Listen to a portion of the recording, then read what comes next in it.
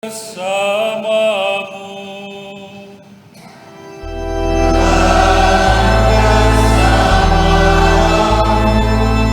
Inilah Injil suci menurut Markus.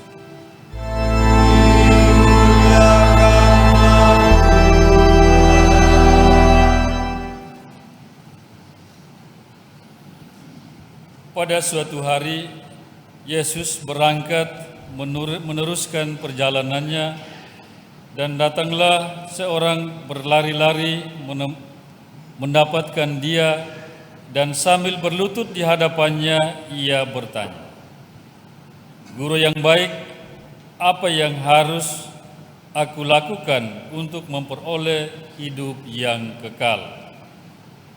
Jawab Yesus kepadanya, "Mengapa engkau katakan aku baik?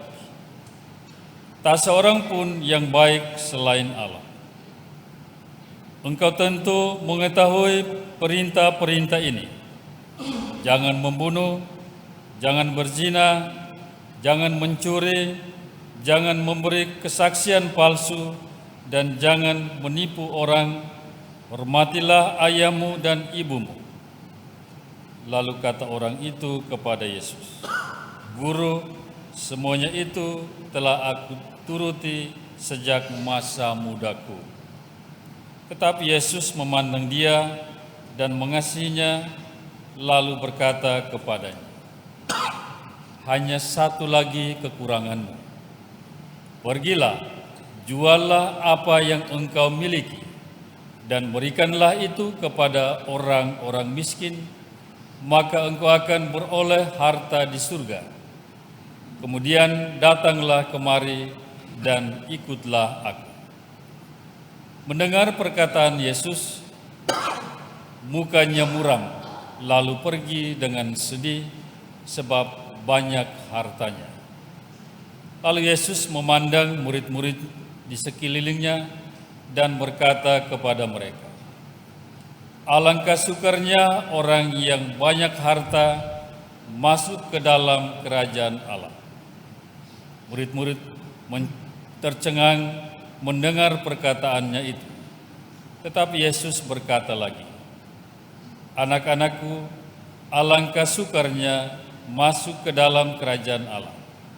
Lebih mudah seekor unta melewati lubang jarum daripada seorang kaya masuk ke dalam kerajaan Allah." Para murid makin tercengang dan berkata satu sama lain, "Jika demikian, siapakah yang dapat diselamatkan?" Yesus memandang mereka dan berkata, "Bagi manusia hal itu tidak mungkin, tetapi bukan demikian bagi Allah. Sebab segala sesuatu mungkin bagi Allah."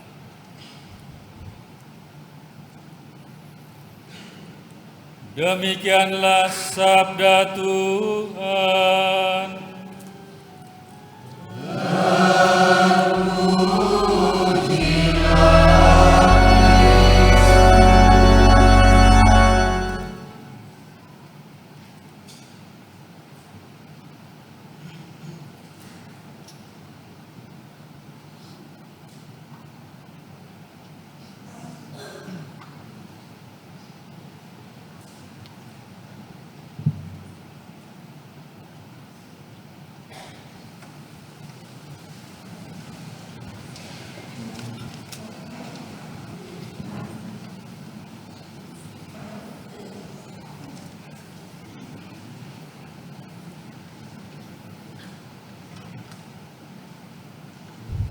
Hanya satu kekuranganmu. Demikian jawaban Yesus atas pernyataan si pemuda kaya yang mengatakan kepada Yesus, "Guru, semua perintah Tuhan telah kuturuti sejak masa mudaku." Pernyataan yang sama juga mungkin ada dalam pikiran kita. Dan apa yang dikatakan Yesus bagi si pemuda kaya bahwa ada satu hal yang masih kurang dalam dirimu, mungkin juga ada dalam hidup kita. Bahkan mungkin bukan satu,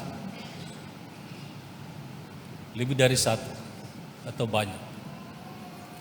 Tergantung kejujuran hati kita untuk menjawab, untuk melihat. Ya, saudara-saudari yang terkasih dalam Tuhan, penginjil Markus dengan bagus melukiskan perjumpaan antara Yesus dengan si pemuda kaya dan terjadi dialog yang penuh kasih.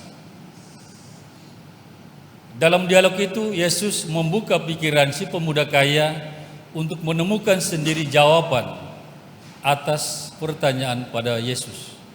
Apa yang harus aku lakukan untuk memperoleh hidup yang kekal? Yesus mengantar dia untuk melihat kembali dosa-dosa sosial dalam 10 perintah Allah. Jangan membunuh, jangan mencuri, jangan bersaksi dusta, jangan memfitnah, hormatilah ayah ibu, dan seterusnya.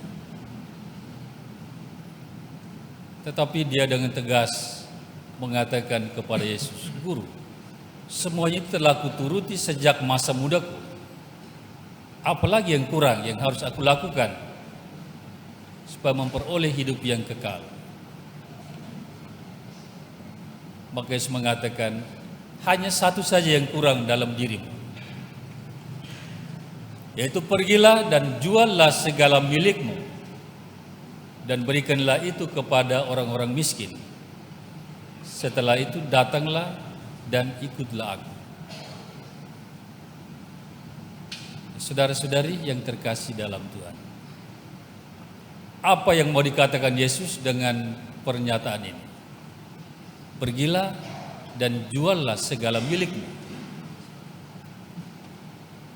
Kita mungkin protes, saya sudah mengumpulkan semuanya dengan jerih payah, lalu saya harus jual dan berikan kepada orang miskin. Ada yang mungkin tidak setuju. Ada yang mengatakan, ya kan dia butuh, dia bekerja keras seperti saya. Ini pikiran kita manusia. Tetapi Yesus hari ini membuka pikiran kita untuk menjual dan berikan. Jual bukan berarti seluruhnya.